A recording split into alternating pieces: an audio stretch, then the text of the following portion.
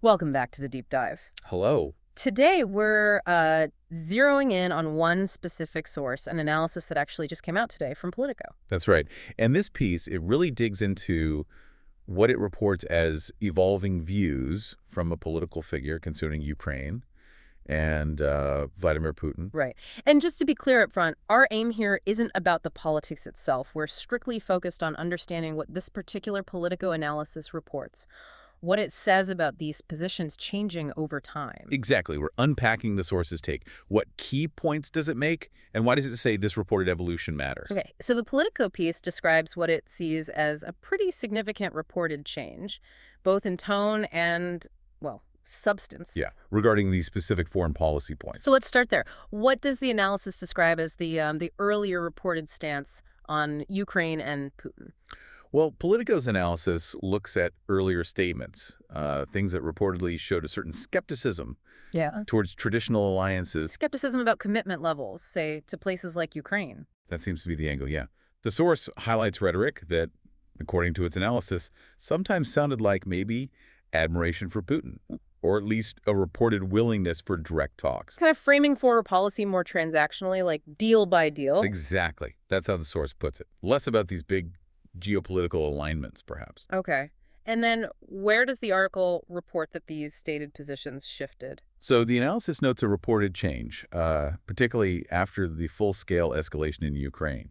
Politico reports more recent public statements seem, well, tougher. Tougher in rhetoric. Yes, significantly more critical, reportedly, of Putin's actions, and expressing, again rhetorically, more support for Ukraine's efforts. The source calls it a marked contrast. Right, and this is where the analysis gets interesting, isn't it? Why does Politico consider this reported change, these stated views, so noteworthy?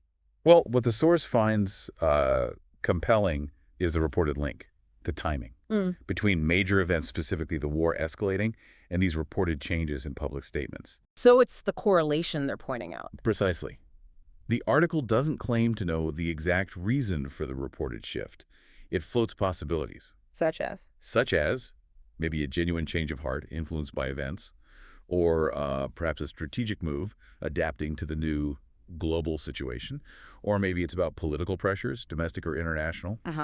But the source emphasizes, whatever the reason, the significance lies in tracking this reported public commentary, comparing the before and after, so to speak. So comparing those earlier reported approaches with the more recent ones. Exactly. All within the context of this major global crisis. It's about mapping the reported statements against unfolding events.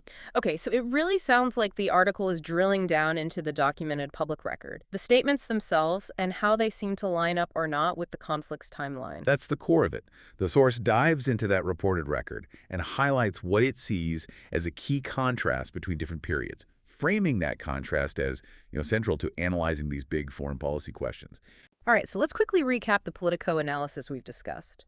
It contrasts earlier reported statements on Ukraine and Putin with more recent ones. Right, identifying a reported shift in tone and substance. And the article finds this reported evolution noteworthy, largely because of its timing relative to the war in Ukraine, and it explores some potential factors the source suggests might be behind that reported change. That sums up the analysis presented in the article we looked at.